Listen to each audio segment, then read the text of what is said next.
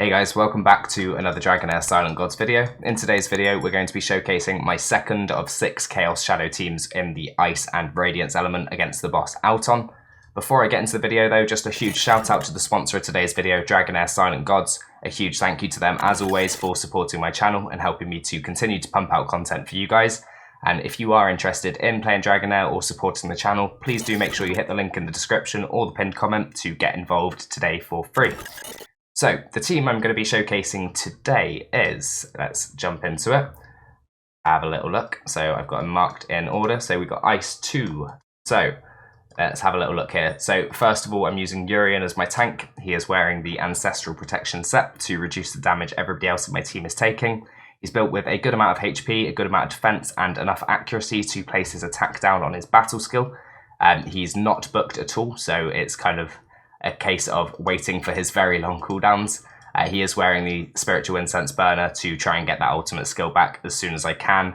If I had the Hourglass, I would be using that as well for instead for the Spell Haste to reduce all of his cooldowns. But yeah, that is the build for Urian. So next up, we've got my healer of this team, and that is Varesh. So Varesh is built with a good amount of attack, a good amount of relatively low amount of crit rate and crit damage, and enough accuracy to bring the block buffs. I'm not sure if you can actually block the rally from this boss, but as a precaution I did that anyway. And in terms of his build, he is built in Mona Lisa's set for the skill haste and the accuracy, and then he's also wearing 2 pieces of Inventor for the attack and the crit rate. In terms of his artifact, he is wearing Witch's Remains, which obviously does trigger from the accuracy as well, but it puts defense penalty on the boss for my other damage dealers to do their job. Next up, my main damage dealer of this team is Gerthin. So Gerthin is kind of like the budget Beldel. So as an epic hero, she does a huge amount of damage. I've got her built with 80% crit rate, well above 80% crit rate, as that's all she needs. As you can see here, her other skills do have, where is it? Okay, right, so it's her battle skill, sorry, gives her 20% crit rate as a buff. Obviously she's spamming her battle skill, so she's going to have that buff up at all times. And then her ultimate skill just does a large amount of damage. Next up, I've got my enabler for this team, and that is Shinna. So Shinna is built in a damage build for this, so 100% crit rate, relatively low crit damage, a good amount of attack, and she is also in the Inventor set to increase the damage she's dealing every time she uses her battle skill or her ultimate skill. And she is using the artifact I usually use on my Beldel, which is the Manticore statue, to give her 20% extra damage on her battle skill. She is all about providing ice crystals to an Ice Blast ally. So she is here for damage, but she's also the enabler for my Gerthin in this team, as I mentioned. Sorry, I did forget to mention the artifact on my Gerthin. So this is the best artifact for her. It's the Ravatrix's Roots, and this is for completing Famiander in Season 2.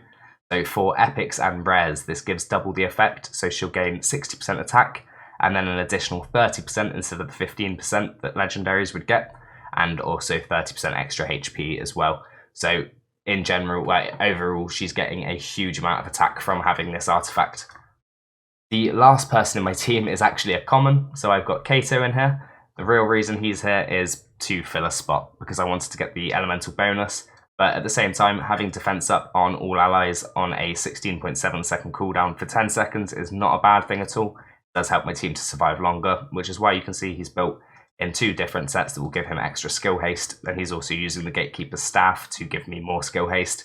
Once again, if I had the Hourglass, then it would be a contender to wear here, but unfortunately I don't, so this is my only answer to getting skill haste from the artifact. On his battle skill as well, he does deal a little bit of damage. It's really not noticeable at all, and he has a chance to gain damage reduction when casting skills. So realistically, Kato might as well not be here, but he is there just to get the 5 times elemental bonus for the rest of my team. So I don't have an aura for this team, so what we'll do is I'll jump into the run, and I'll be back at the end of the run and discuss how it went.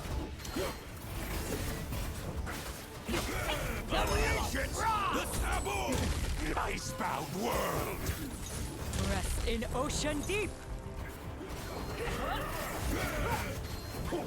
Hear ye not? Surrender to my enchanting melodies. The will of Frost. Unleash it! The taboo! Icebound world. Rest in ocean deep. Surrender to my And there we go, this run is now fizzling out at 38 million damage. So the maximum damage you need for these bosses is 22 million. Anything else over that is complete overkill.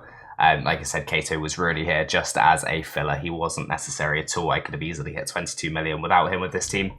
But yeah, in terms of the damage, it mostly came from my Girthin.